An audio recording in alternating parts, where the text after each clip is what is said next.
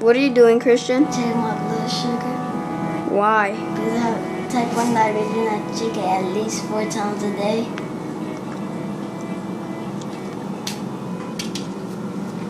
Doesn't it hurt? Yes, and not to keep doing it until I find a cure.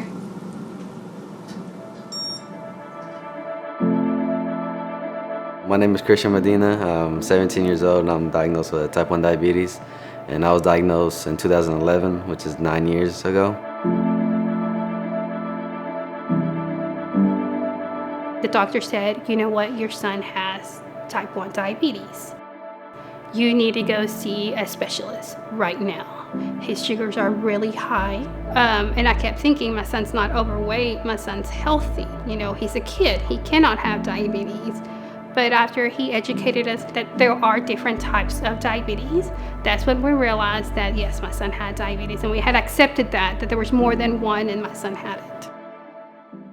Well, I remember that day, he came in with a lot of books as well as a lot of syringes. And he said, we're gonna show Christian how to check his sugar, because from now on, he's gonna have to check his sugar between 4 to 6 times a day, as well as give insulin shots, manual shots, 4 to 5 times a day. He said, this is a lot for you, but let me tell you, you are not alone. There are other people here. That night, I received a call, and she said, hi, my name is Margie, and I'm here for you. I know what you're going through because my son has type 1 diabetes as well. And she's like, I want you to come and see us. I've started a support group here locally because there was nobody else around here that did this. And I didn't want to be alone. So I don't want you to be alone. I like to know that I'm not the only one out there, because sometimes I do think like, dang, I'm the only one. But then every time we go to these meetings, I see all these other people that are diagnosed going through the same thing that I'm going through. That call made such a huge difference in my life, my son's life, and everybody's life, because we knew that although we were gonna have this hard time ahead of us, that we were not alone. So after having their support for many years, I finally one day decided, now it's my time to give back to the community. And I finally had the courage to call Margie. I called her up and say, hey Margie, I have an idea. It's time for me to give back. How about I run? You know, and she's like, sure. She's like, you want to do a small race? Like, no, how about I run 100 miles? The first year, which was back in 2011, I decided to do this in November, because November is Diabetes Awareness Month.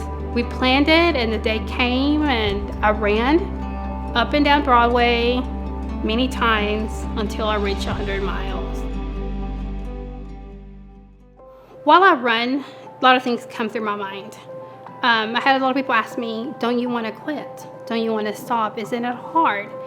And I could only think of those kids with type 1. It's like, how could I quit something for them if they're living with this illness that they can't quit? That's what kept me going. It's like, I have to do this for the kids. This is just one day I'm doing for the kids. They have to live this for the rest of their lives. So I can do this for them. I think it's cool, and then I see myself in the future, like when she can't run anymore, I see myself in the future doing it for the awareness of other people. I want people to know that we're here for them. They don't have to do this alone. That I know there will be some bad times and some good times, but that we're always here.